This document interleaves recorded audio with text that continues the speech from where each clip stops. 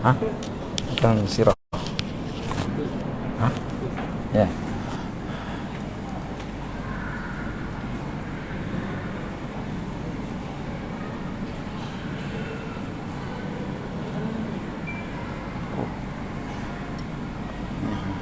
Tinggal cuci mata je. Buat wuduk. Tidak ya. Ini kat buat wuduk yang lebih.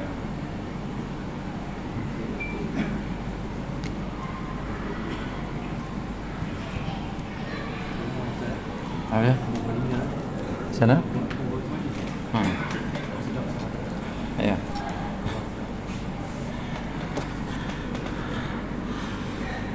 Tak nampak.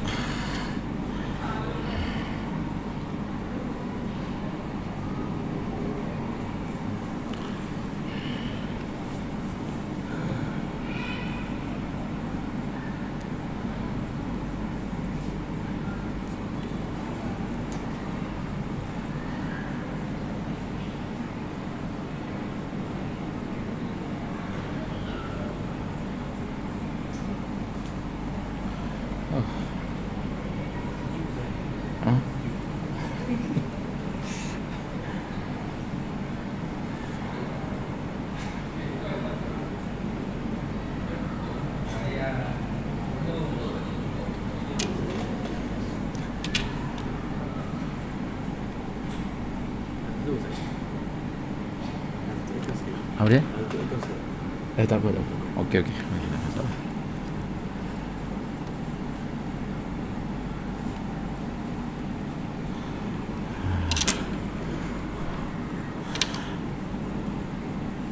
A'udzubillah.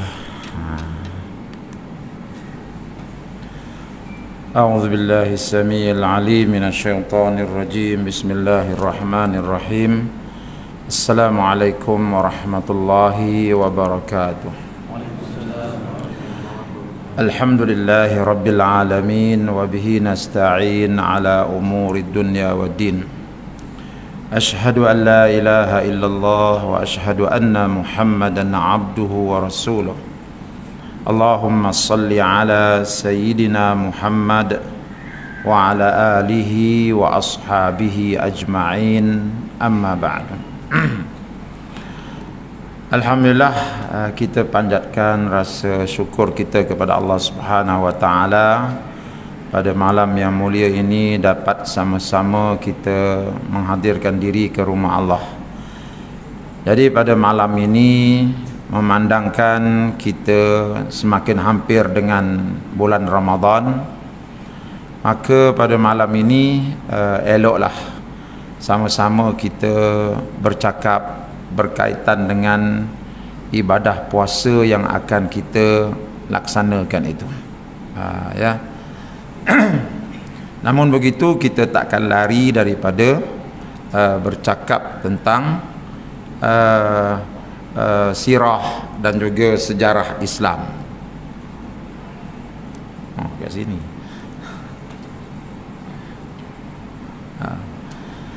Jadi tuan-tuan yang saya kasih sekalian, sebelum kita bercakap tentang bulan Ramadan ini, mari kita undur beberapa langkah ke belakang, melihat peristiwa Isra' dan Mi'raj yang telah kita sambut beberapa minggu yang lalu. Isra' dan Mi'raj itu mempunyai kaitan yang cukup rapat dengan ibadah di bulan Ramadan ini.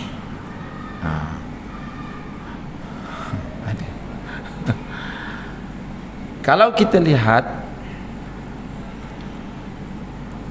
dalam peristiwa Isra dan Mi'raj itu, selepas Nabi kita Muhammad sallallahu alaihi wasallam solat bersama dengan para anbiya di masjid tersebut, ya, di Baitul Maqdis, maka bila keluar tu, sebelum dia diisrakan, sebelum dia dimi'rajkan, malaikat Jibril telah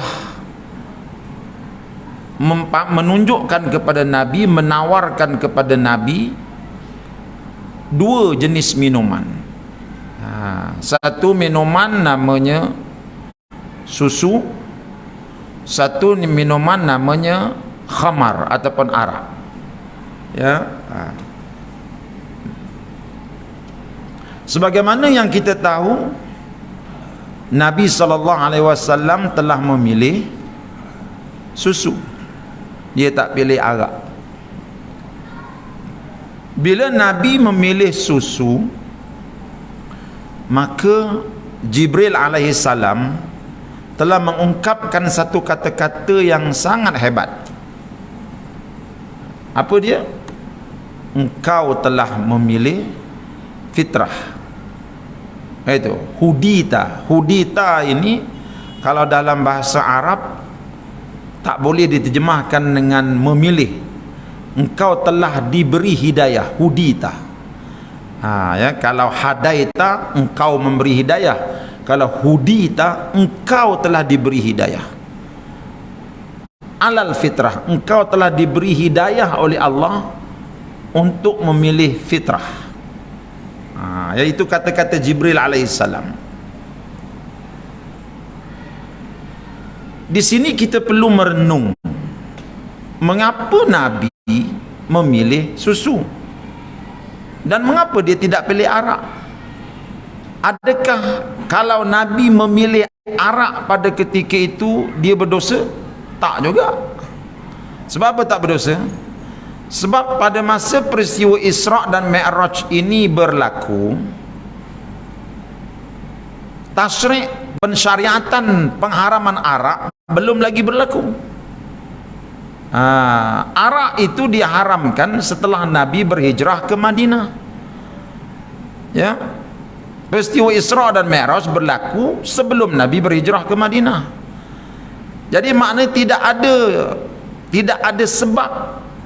Kalau kita nak kata Nabi tak pilih arak kan haram, bukan dia. Sebab kalau dia pilih arak pun tak berdosa waktu tu. Sebab tak ada pensyariatan arak pada waktu tersebut. Tapi Nabi dia memilih susu. Sebab itu Jibril alaihissalam memberikan satu komen, hudita alal fitrah. Engkau telah diberi petunjuk oleh Allah untuk memilih fitrah. Nampak? Ya. Jadi apa itu fitrah? Fitrah ini takrifannya disebut oleh segelintir ulama, dia adalah suatu perasaan ya di dalam hati manusia, yang mana perasaan itu datang daripada hati yang bersih untuk memilih sesuatu yang suci dan sesuatu yang dekat dengan takwa. Itu fitrah. Ya. Sebab itu kalau kita tengok Nabi SAW dalam satu hadis dia kata apa? Ada 10 perkara yang mana dia adalah fitrah manusia. Kan? Apa dia? Antaranya dia kata apa? Dia kata mencukur misai, fitrah manusia. Kan? Siapa nak biar misai dia berjebek gitu tak, sampai tutup bibir bawah ni bertutup, misai dia ke bawah gitu. Jadi secara fitrahnya siapa pun bernama manusia yang waras, pasti dia akan cantikkan misai dia. Itu. Gitu juga memotong kuku. Nabi kata memotong kuku ialah sebahagian daripada fitrah. Sebab apa? Kalau manusia itu waras, masih lagi bernama manusia, pasti dia akan memotong kuku dia. Tak tergamak kita tak nak pergi majlis perkahwinan, makan depan ramai, tengok-tengok kuku kita hitam gitu. Ataupun kita ni nak jadi pengantin, betul tak? Jadi pengantin kan tangan letak atas peha tu. Takkan masa tangan letak atas peha tengok kuku hitam. Kan secara fitrahnya memang kita akan potong kuku kita. Kita akan bersihkan kuku kita. Kan? Apa lagi Nabi sebut? Mencabut bulu ketiak. Nabi kata ia sebahagian daripada fitrah. Ya. Tanyalah mana manusia pun nak bulu ketiak kita panjang sampai ke siku. Betul? Pernah jumpa orang bulu ketiak sampai ke siku? Tak ada. Ya, secara fitrahnya walaupun orang rumah kita tak bising, Itu Umar kita ikut abang. Itu tak kita secara fitrahnya tak elok macam ni kan, kita akan ambil ya pisau cukur ke ataupun guna tangan kita rentap gitu, baru kita balik rumah. Malu kita bulu ketiak tak bercukur, bulu ketiak biar panjang sampai ke siku, secara fitrahnya kita akan potong. Ya, begitu juga membersihkan bulu hari-hari, secara fitrahnya kita akan bersihkan tempat tu walaupun kita tak ada isteri. Ya tu. Sebab kita tahu tak apa cantik kalau bulu hari-hari macam hutan Amazon. Kan? Kita akan bersihkan, kita akan cukur. Ya. Jadi makna fitrah tu apa dia? Fitrah itu ialah satu perasaan dalam jiwa kita untuk memilih sesuatu yang bersih dan dekat dengan takwa. Semua orang ada benda ni. Ya. Dan Nabi SAW dalam satu hadis dia isyaratkan apa dia? Kullu mauludin yuladu alal fitrah. Semua kanak-kanak yang dilahirkan di atas fitrah. Maknanya masa kita zaman kanak-kanak lu, kita keluar daripada perut mak kita, memang fitrah kita bersih. Bersih semua. Bila bersih apa dia? Bila fitrah kita bersih, sebab itulah kita akan memilih susu mak kita. Bila fitrah bersih, kita akan memilih sesuatu yang bersih. Bila fitrah kita telah dikotorkan dengan dosa dan maksiat, ketika itu kita akan rasa tawar dengan benda-benda yang bersih. Kita akan cari benda kotor. Itu yang Nabi kata, kullu mauludin yuladu alal fitrah. Tiap-tiap anak kecil yang dilahirkan di atas fitrah. Tetapi ibu bapanya lah yang yuhawidanahu, yang meyahudikan dia, yunassiranahu, yang juga menasranikan dia, yumajjisanahu, yang akan memajusikan dia. Mak bapak dia yang akan mengotorkan fitrah budak ini, sehingga budak tu nanti akhir sekali membesar perangai jadi macam Yahudi, perangai jadi Nasrani. Padahal masa dia keluar daripada perut mak dia tu fitrahnya bersih. Jadi bila fitrah bersih, sebab tu kita tengok muka baby, kita rasa nak tengok, suka tengok muka budak ni kan. Tapi kadang-kadang bila kita tengok muka orang dewasa, menyampah aku tengok muka kau. Faham tak? Sebab bila fitrah dia dah rosak, kita nak tengok pun tak sedap. Dia pun takkan buat benda-benda yang elok-elok. Ada benda elok dengan benda tak elok, dia akan pilih benda tak elok. Nampak tu? Ya. Jadi tuan-tuan, Nabi SAW ketika Isra Mi'raj tu, dia pilih susu, dia tak pilih arak, bukan kerana arak tu haram, tetapi oleh kerana fitrahnya tu bersih, maka automatically dia pilih susu. Sebab susu itu lebih bersih daripada arak. Minum susu, dia tidak memabukkan, bahkan di dalamnya ada protein yang baik, boleh memberi kesan yang baik. Ada peminum arak walaupun tak haram, tetapi bila kita tahu arak ni apa kesan dia, secara fitrahnya kita akan tolak. Jadi maknanya bila kita bersih fitrah, maka kita akan jadi manusia yang memilih kebaikan, memilih takwa, memilih sesuatu yang diredai oleh Allah.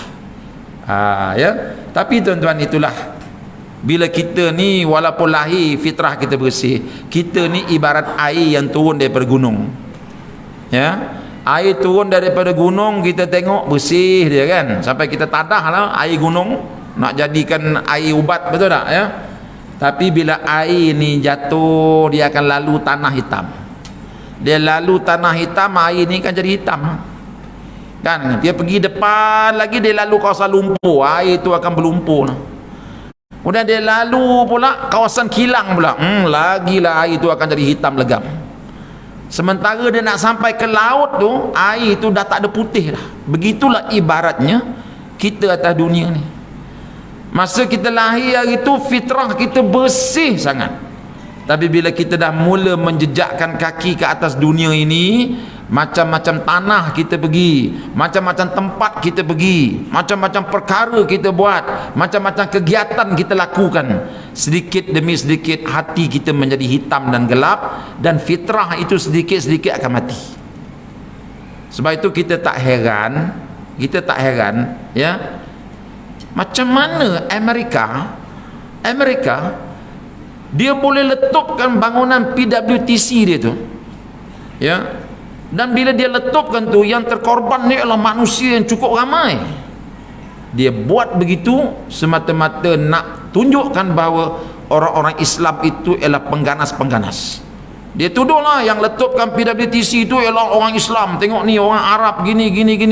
Dia sekadar itu saja untuk menghalalkan dia masuk ke Afghanistan. Dia sanggup bunuh rakyat dia sendiri. Sedangkan kalau fitrah manusia bersih, dia tak macam tu. Fitrah manusia yang bersih, dia akan membawa manusia itu kepada berkasih sayang, kasih kepada sesama manusia, ya, kasih. Secara fitrahnya. Dia yang benci membenci ni sampai sanggup bunuh membunuh, bila fitrah kita itu sudah dikotori, pasti kita akan memilih benda yang tak elok. Dia akan ke sana, ya, dia akan ke sana. Kita tengoklah dalam kehidupan kita ni, berapa banyak manusia yang di hadapan dia ada benda yang baik, dia tak pilih. Dia nak juga pilih benda yang tak baik. Kita pun heran, cuba mengapa kamu pilih benda ni? Ya, tuan-tuan tengok ya, seorang suami dah ada isteri dah. Isteri dia tu bekas ratu lah tu, bekas ratu. Mana bekas ratu ni cantik lah itu. Kulitnya, hidungnya boleh sangkut hanger tak jatuh, ha? Isteri dia punya cantik, solehah pula tu, itu. Ya, dengan tiap-tiap malam qiyamulailnya, alhamdulillah bagus isteri dia. Tapi suami ni mungkin agaknya bila banyak bekerja di luar, terlibat dengan berbagai kegiatan, makan benda-benda yang tak bersih, tengok benda-benda yang tidak halal, hati sikit-sikit jadi hitam, legam, dan akhir sekali fitrah mati. Bila hati suami ni fitrah dia mati, dia tak pandang dah isteri dia yang cantik tu. Dia lebih pandang siapa? Dia lebih pandang wanita-wanita di luar. Walaupun wanita di luar tu walaupun cantik, belum tentu lagi jadi sebaik isteri dia. Dia lebih suka pandang isteri orang daripada pandang isteri dia. Sebab apa tu? Secara fitrahnya kita akan pandang isteri kita dan isteri kita. Dia lahirkan anak kita, berapa banyak anak kita dia lahirkan. Ya, masa dia lahirkan anak kita tu, berapa sakitnya dia, bukan seorang. Kadang-kadang perut dia dibelah, itu punya sakitnya. Secara fitrahnya kita kesian kat dia, kita kasih kat dia. Tapi bila fitrah dah mati, kita takkan teringat benda-benda tu. Nampak yang lebih cantik, yang lebih muda, kita akan ambil yang itu, tinggalkan isteri. Kita benarkan, macam mana awak boleh jadi begini? Nampak? Ya. Kalau kita masuk ke penjara, kita tengok orang-orang yang terlibat dengan rasuah, orang-orang yang terlibat dengan penipuan ni, bukan orang-orang yang pendapatan mereka 750 sebulan. Mereka ni pendapatan mereka 70.500 sebulan. Tetapi yang inilah yang banyak terlibat dengan korupsi, dengan jenayah-jenayah kola putih. Sebab apa tu? Sepatutnya alhamdulillah lah, gaji dah banyak, nak buat apa tu kalau kita dapat 70.000 tiap-tiap bulan, 70.000, apa benda kita nak beli? Tapi kita tengok mereka ni, ya Allah, dia tak pandang 70.000 tu. Yang dia pandang ialah apa keuntungan aku dapat kalau aku berjaya rasuahkan orang ni. Apa keuntungan kalau aku dapat kalau aku boleh tanda tangan tender ni, apa aku akan dapat? Dia tak pandang lah 70.000 yang dia dapat secara bersih. Sebab apa? Fitrah dah mati. Ini bahayanya bila fitrah itu mati. Manusia ni akan jadi macam binatang. Dia akan jadi binatang. Jadi Allah Ta'ala, dialah yang mencipta manusia. Dia tahu apa yang boleh merosakkan fitrah manusia dan apa yang boleh mensucikan fitrah manusia. Jadi Allah Ta'ala dia sayang kepada kita semua, ya. Dia mahu supaya kita ni jadi orang yang bahagia dunia akhirat. Nak bahagia di dunia, mestilah penduduk di planet ini orangnya bersih fitrahnya. Dia kena begitu. Kalau tidak, dunia ni akan jadi neraka dunia lah, tuan-tuan, bila manusia fitrahnya mati, ya. Jadi sebab itu Allah Ta'ala mahu dunia ini dipenuhi dengan orang-orang yang fitrahnya hidup. Dan Allah tahu bahawa manusia ini bukan senang nak mempertahankan fitrah dia. Sebab itu itulah tuan-tuan, Allah Subhanahu Wa Taala dengan kasih sayang dia kepada kita, dia adakan untuk kita bulan Ramadan. Ya, dia wujudkan untuk kita bulan Ramadan, satu bulan untuk mereka yang fitrahnya sudah malap, boleh kilatkan balik di bulan Ramadan ini. Ya, untuk mereka yang sudah terpadam fitrahnya, sebulan Ramadan ni boleh agenda-agenda, program-program yang Allah Ta'ala atur tu cukup untuk membersihkan semula fitrah kita. Nampak tu ya, sebab Allah Ta'ala ni dia yang buat hati kita, dia tahu macam mana hati manusia ni boleh dibersihkan. Kita tak boleh guna akal kita ya, nak bersihkan hati kita tak boleh guna akal kita, kita kena guna cara yang Allah Ta'ala tunjuk. Dan kadang-kadang cara yang Allah Ta'ala tunjuk tu bagi kita adalah mudahnya, walaupun mudah, walaupun sedikit, tetapi Allah lebih tahu inilah caranya untuk membersihkan fitrah kita. Ya, sebab itu dalam ayat itu Allah Ta'ala kata apa? Bismillahirrahmanirrahim. Kutiba alaikumus siyam kama kutiba alal ladzina min qablikum la'allakum tattaqun. Difardukan kepada kamu akan siyam, akan puasa, seperti mana telah difardukan kepada orang-orang dahulu kala. Nampak? Siyam ini, puasa ini satu produk yang sangat baik. Sebab apa saya kata sangat baik? Sebab dia satu produk yang telah digunakan oleh orang-orang dahulu kala. Nampak tu? Ya, kita ada satu produk minyak cakapak. Tengok minyak cakapak.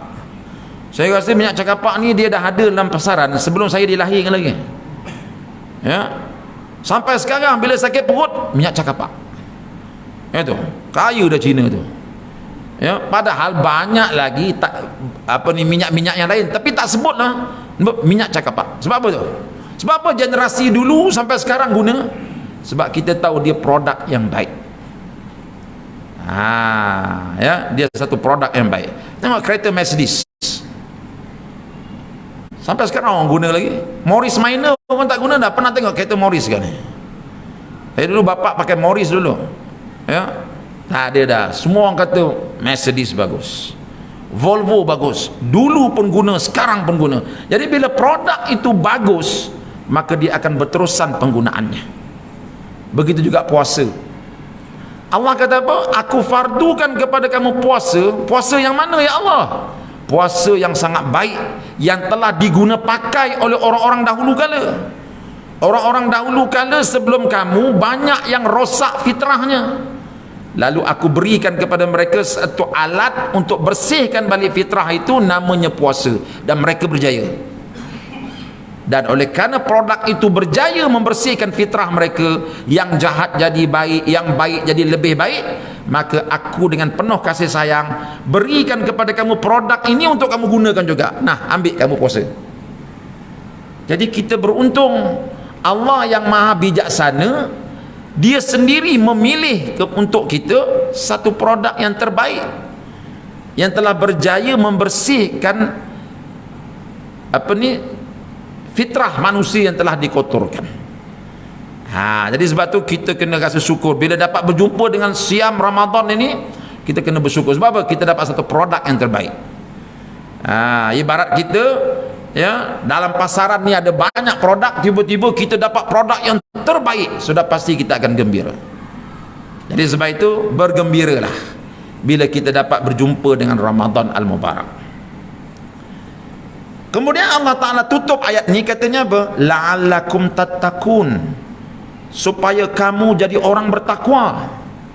La'alla ini, perkataan la'alla, kalau tengok terjemahan dalam Quran, memanglah dia sebut terjemah Melayunya mudah-mudahan. Ya, sebenarnya dalam bahasa Arab, perkataan mudah-mudahan dalam bahasa Arab ada dua.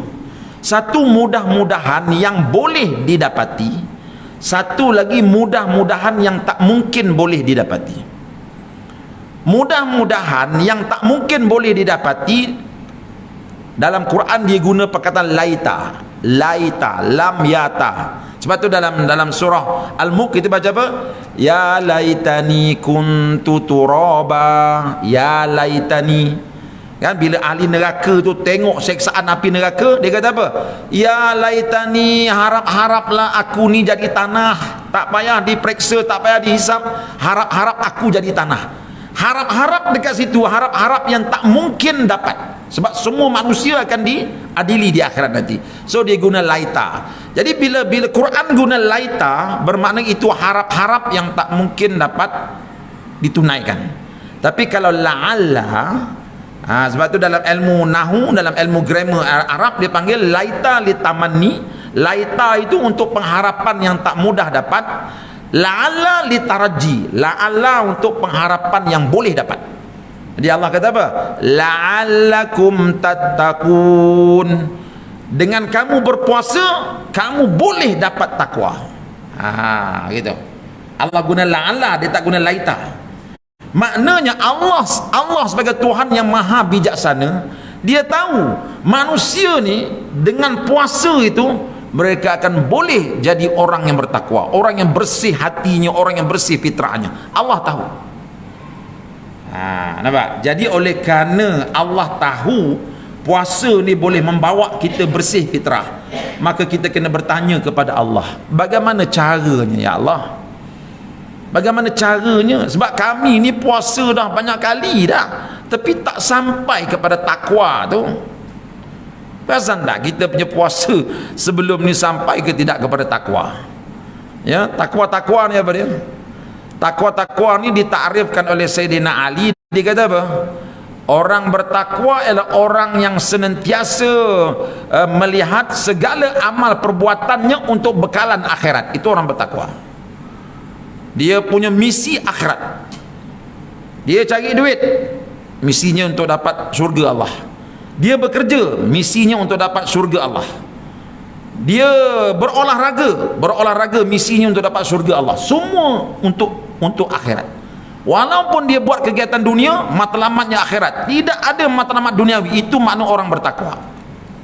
Itu takrif pertama. Takrif kedua, orang bertakwa itulah orang yang takut dengan Allah, takut sangat dengan Allah. Bila sebut api neraka, Allah tu mengementar hati dia, takut dia. Baik, sepanjang kita puasa, adakah kita dah dapat benda ni? Ya, adakah kita benar-benar sudah jadi orang yang takut dengan Allah? Ya, kadang-kadang lah sebahagian orang lah, wallahu alam, malam raya dah habis takwa lah. Sebulan punya puasa tu, malam raya tu takwa tu dah habis. Besok pagi Syawal tinggal takwa aja. Ya, malam raya lah kalau kita di kampung lah kan.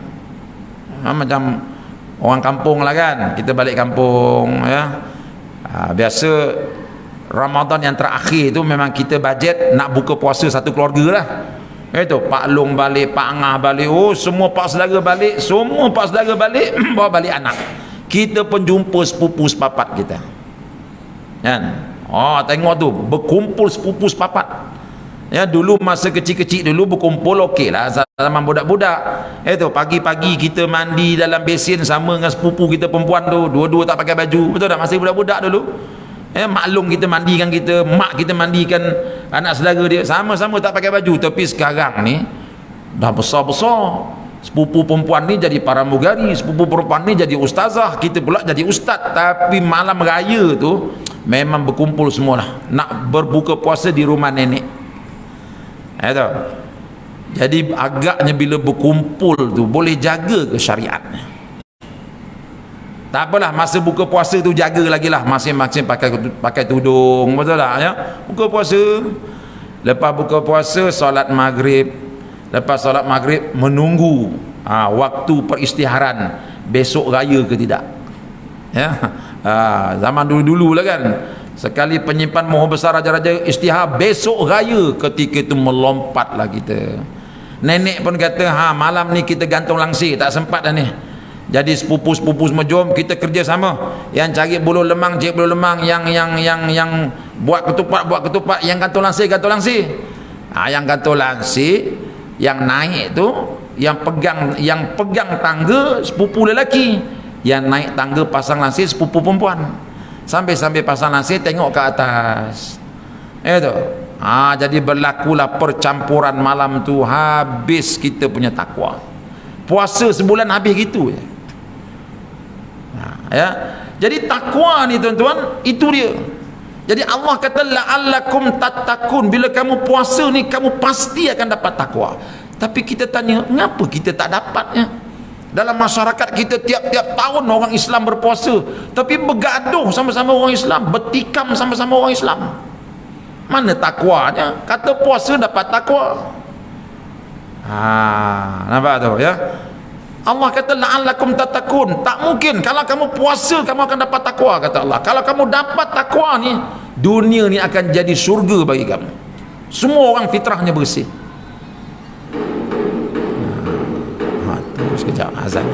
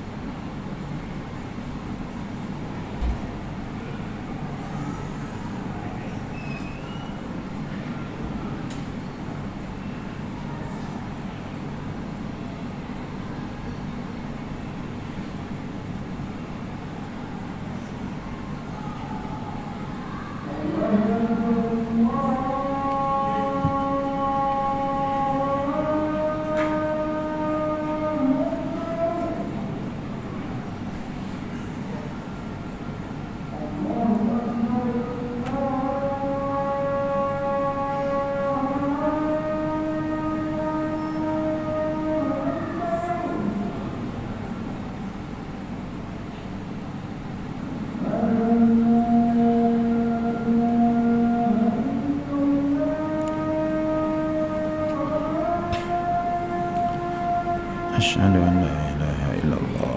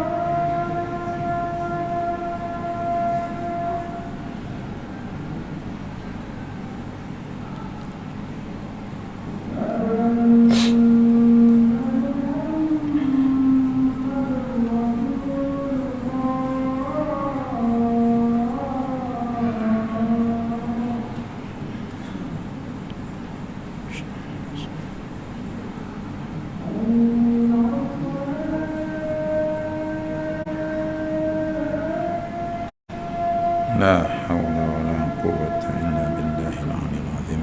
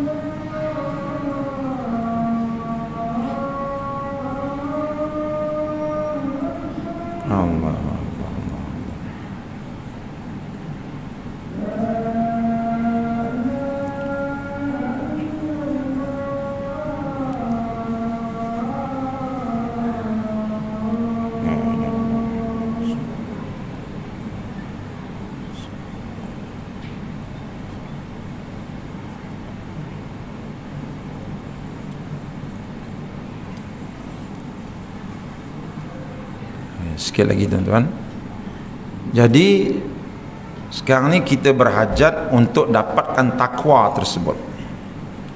Para ulama mereka telah meletakkan satu sifir bagaimana ibadah yang kita lakukan tu dapat menjejaki takwa. Ya, mereka telah mengambil ayat yang ke-16 dari surah As-Sajdah yang selalu kita baca hari Jumaat. Apa kata Allah? Tatajafa junubuhum 'anil madaji yad'una rabbahum khaufa wa tama'a wa mimma razaqnahum yunfiqun.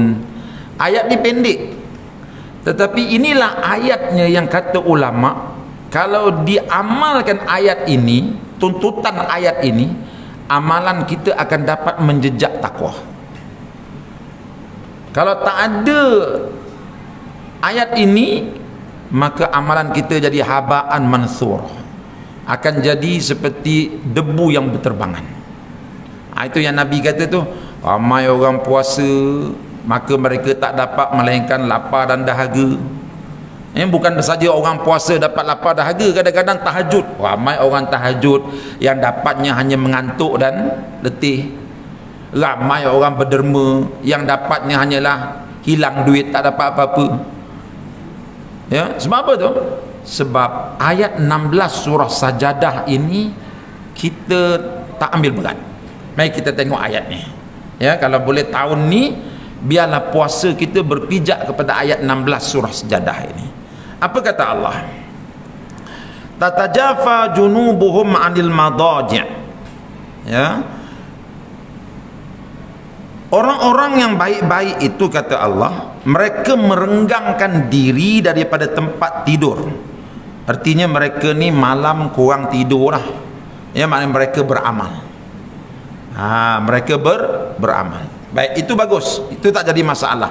Cuma amalan mereka ini, kata Allah dalam ayat ini, orang yang soleh itu, orang yang bertakwa itu, sifat mereka ialah mereka itu malam hari kurang tidur, banyak beribadat pada Allah. Alhamdulillah. Tapi ibadat mereka itu ada 4 perkara yang mengikutinya. Ada 4 perkara dalam ayat ni. Yang pertama apa dia? Yad'una rabbahum. Mereka sentiasa berdoa kepada Allah. Baik, apa makna berdoa kepada Allah kat sini?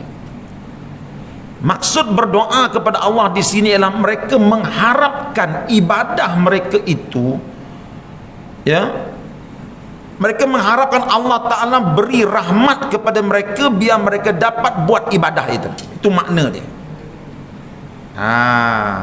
Ya, ini yang disebut dalam kitab tasawuf, dia kata apa? Ramai orang beribadat tetapi dalam beribadat jauh daripada Allah. Apa maksud dia? Bila orang itu beribadah, dia rasa ibadah itu datang daripada kemampuan diri dia. Yang ini habis. Dia beribadah, dalam waktu yang sama dia mempertuhankan diri dia. Kita dalam akidah Ahlussunnah wal Jamaah, kita telah beriman bahawa Allah Ta'ala itu Tuhan yang maha mencipta. Kita bergerak ni, semua gerakan itu datang daripada Allah. Kita boleh berpuasa kerana Allah telah memilih kita untuk berpuasa. Kita boleh semayang kerana Allah menggerakkan kita untuk semayang. Semuanya datang daripada Allah. Kan Allah sebut, wallahu khalaqakum wa ma ta'malun. Allah yang cipta kamu dan apa saja yang kamu buat.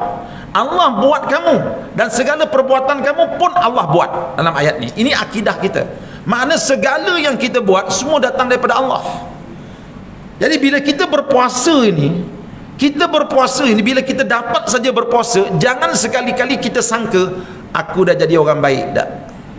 Tetapi hendaklah kita beretikad, aku boleh berpuasa. Kenapa? Karena Allah sudah berbuat baik kepada aku. Terbalikkan, aku boleh berpuasa kerana Allah sudah berbuat baik kepada aku, dia gerakkan aku untuk berpuasa. Aku boleh berderma kerana Allah telah berbuat baik kepada aku, dia gerakkan aku untuk berderma. Begitu. Minta, ya Allah, aku pun rahmat daripadamu ya Allah, ya izinkan aku untuk berpuasa ya Allah, beri aku kekuatan untuk berpuasa ya Allah. Kita harap dari dia. Sebab itu Nabi SAW ajar kita dalam berdoa, apa dia? Allahumma a'inna ala zikrika wa syukrika wa husni ibadatik. Ya Allah, tolonglah aku. Doa ni Nabi baca. Nabi kan dia ahli ibadah, tapi waktu yang sama dia kata apa? Allahumma a'inna, ya Allah tolong aku ya Allah. Supaya apa? Supaya aku dapat bersyukur kepada engkau, supaya aku dapat buat ibadah yang terbaik untuk engkau. Minta tolong ke Allah. Sebab Nabi tahu bahawa ibadah yang dia buat datangnya daripada Allah. Allah yang menggerakkan dia untuk beribadah. Bila Allah sayang kepada seseorang itu, Allah akan gerakkan orang itu untuk beribadah. Sebab itu dalam ibadah puasa nanti tuan-tuan, jangan sekali-kali datang i'tikad kita, oh aku berjumpa dengan bulan Ramadan, aku sihat, aku boleh puasa. No.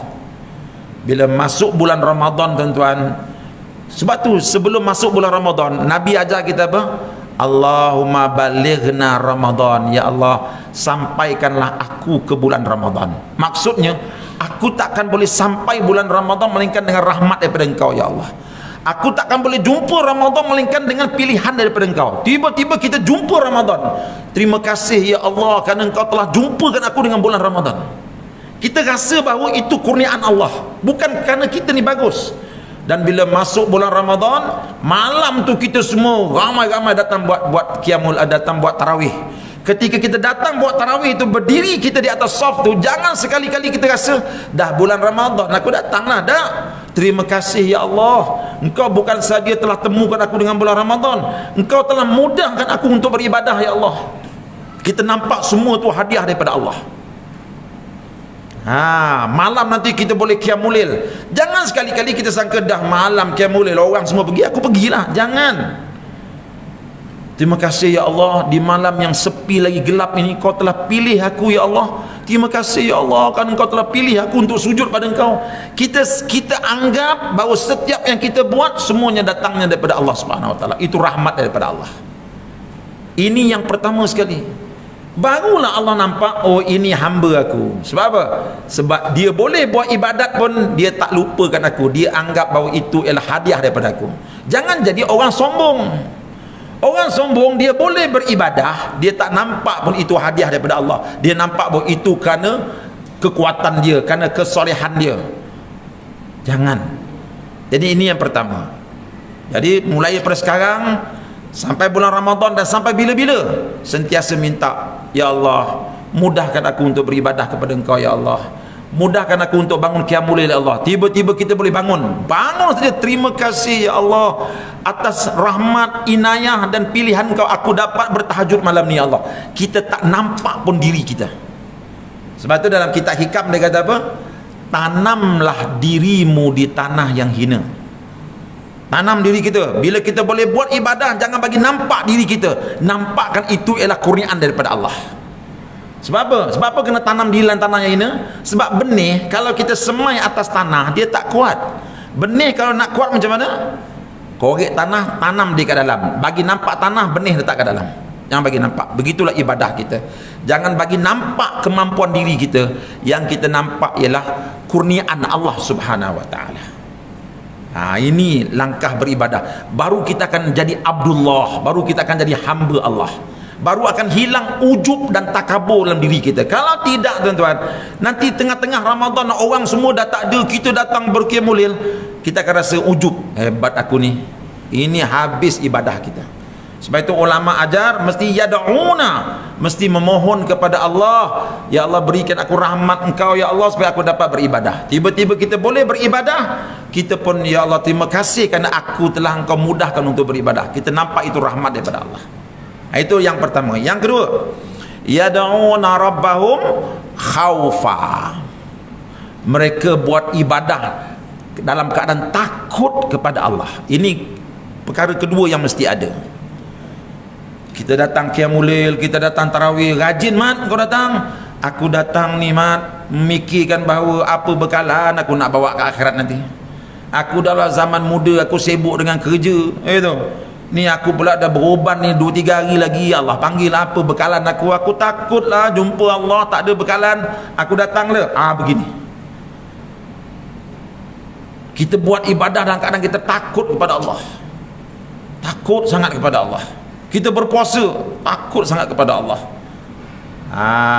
Nampak tu ya? Sebab tu ibadah puasa ni tuan-tuan, dia mengajar kita untuk takut pada Allah. Siapa bulan Ramadan tuan-tuan masuk tanda seorang tak ada minum air, berani buat? Mana berani? Padahal dalam bilik air mana ada CCTV? Ke masjid ni ada CCTV dalam bilik air? Mana ada? Tapi ada orang minum? Tak ada, orang tak berani minum. Sebab apa? Sebab ibadah puasa mengajar kita takut kepada Allah.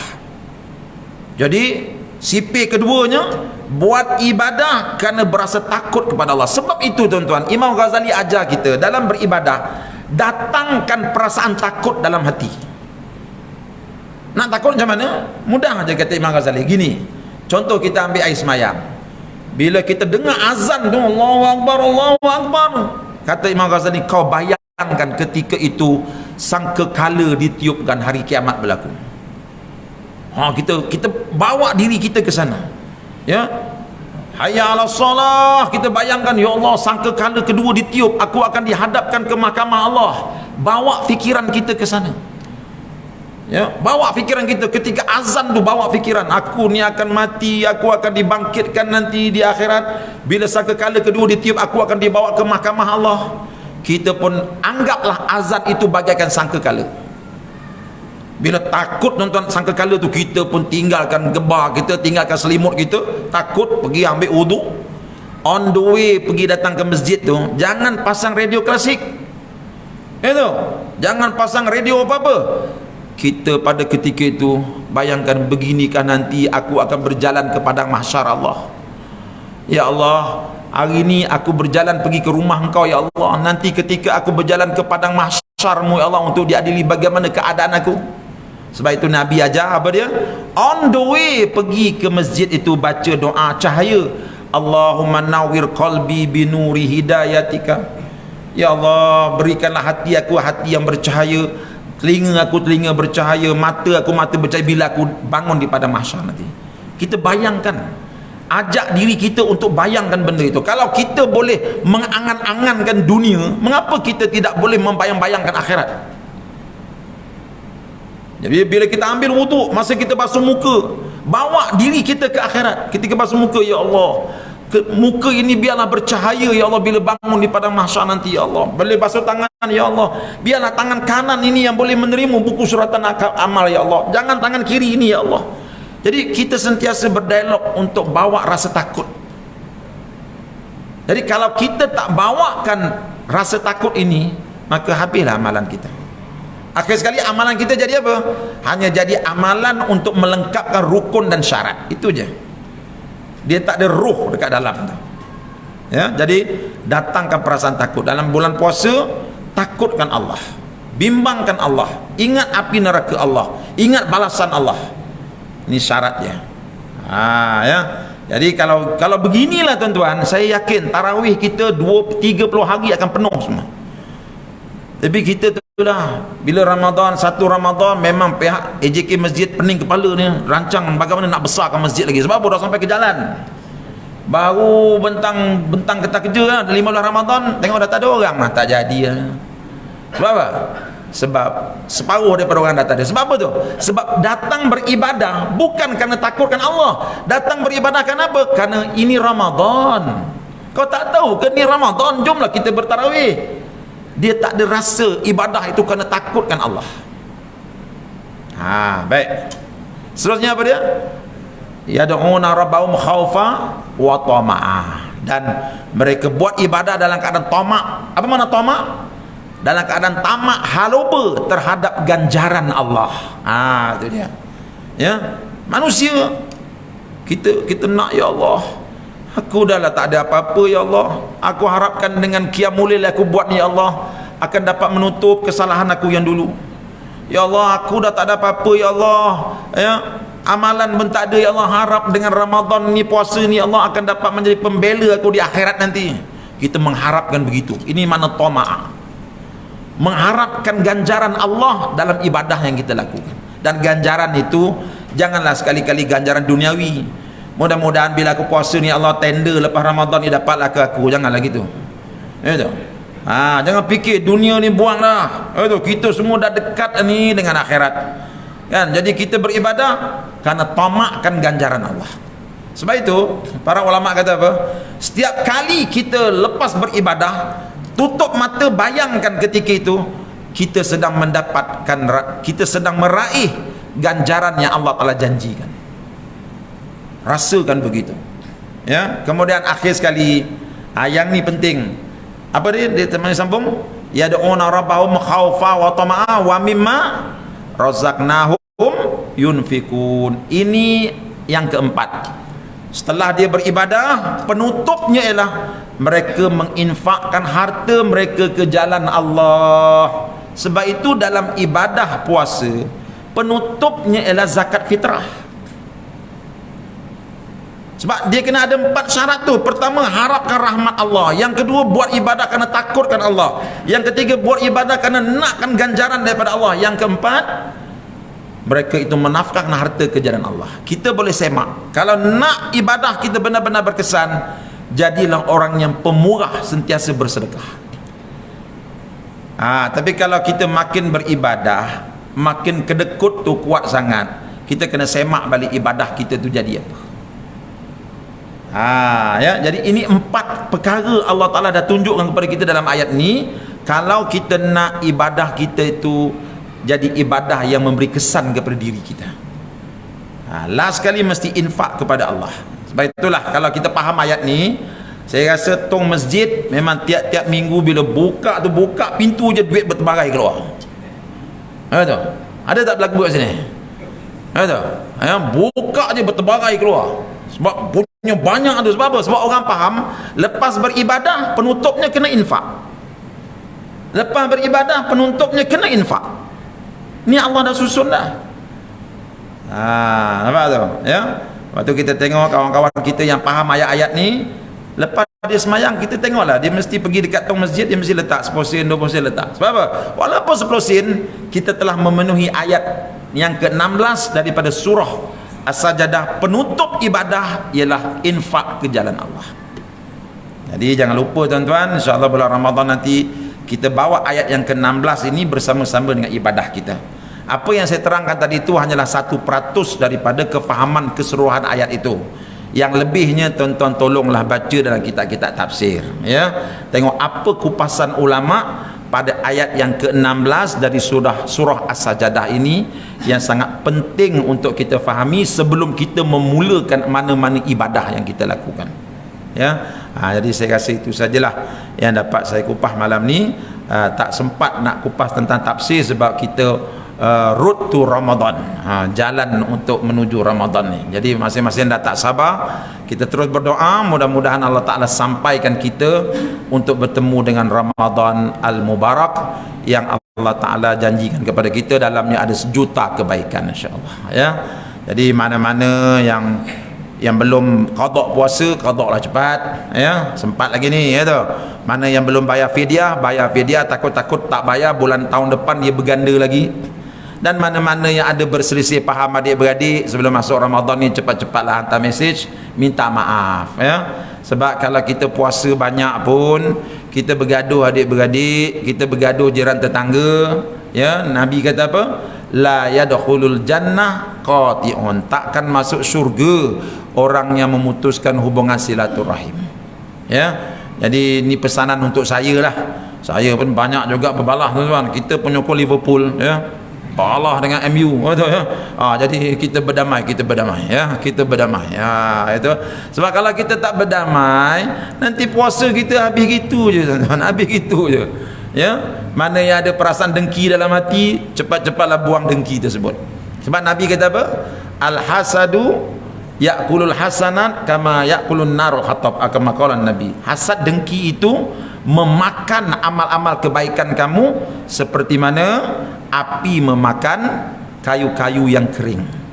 Jadi kalau ada hasad dengki, jom kita buang benda tu sebelum masuk bulan Ramadan nanti insya-Allah, ya. Mudah-mudahan Ramadan kita kali ini menjadi Ramadan yang terbaik, ya, yang dapat memberatkan timbangan amal kita bila ditimbang depan Allah Ta'ala nanti insya-Allah. Jadi saya rasa itu saja. Aku qauli hadza wa astaghfirullahal azim li wa lakum. Assalamualaikum warahmatullahi wabarakatuh. Bismillahirrahmanirrahim. Alhamdulillahi rabbil alamin, wassalatu wassalamu ala rasulillah wa ala alihi wa sahbihi ajma'in. Allahumma nawwir qulubana binuri hidayatika kama nawartal arda binuri syamsika abadan abada, walhamdulillahi rabbil alamin.